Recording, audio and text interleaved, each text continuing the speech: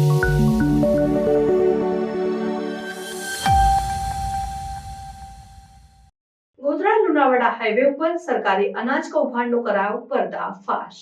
પંચમહાલ જિલ્લાના ગોધરા-લુણાવાડા હાઈવે ઉપર આવેલી એક હોટલ પરથી સરકારી અનાજની ગેરકાયદે હેરફેરનો ખુલાસો થયો છે।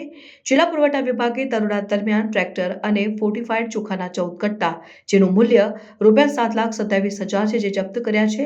પ્રાથમિક તપાસમાં જાણવા મળ્યું કે આ અનાજ ગરીબોને જાહેર વિતરણ પ્રણાલી દ્વારા આપવાનું હતું, પરંતુ તેને ગેરકાયદે રીતે વેચવામાં આવી રહ્યું હતું। આ કૌભાંડમાં સંડોવાયેલા લોકોની ઓળખ માટે વધુ તપાસ હાથ ધરવામાં આવી છે। અધિકારીઓએ જણાવ્યું કે ગુપ્ત માહિતીના આધારે આ દરોડા કરવામાં આવ્યા હતા અને તપાસ દરમિયાન ઘણા દસ્તાવેજો અને પુરાવાઓ મળી આવ્યા છે, જે આ કૌભાંડનો પર્દાફાશ કરશે। કૌભાંડ સરકારી યોજનાઓના હિતગ્રાહકો સુધી અનાજ પહોંચાડવામાં અવરોધ ઊભો કરતો હોવાથી સખત પગલાં લેવામાં આવશે અને દોષિતોને કડક સજા કરવામાં આવશે।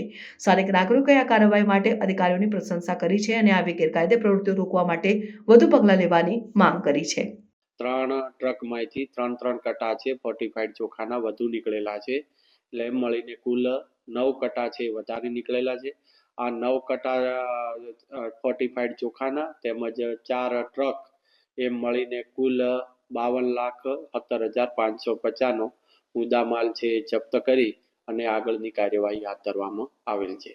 તેમાં કટ્ટા ઓછા દર્શાવેલા છે, જ્યારે વાસ્તવિક ગણતરી કરતા છે એ કટ્ટા વધારે નીકળેલા છે।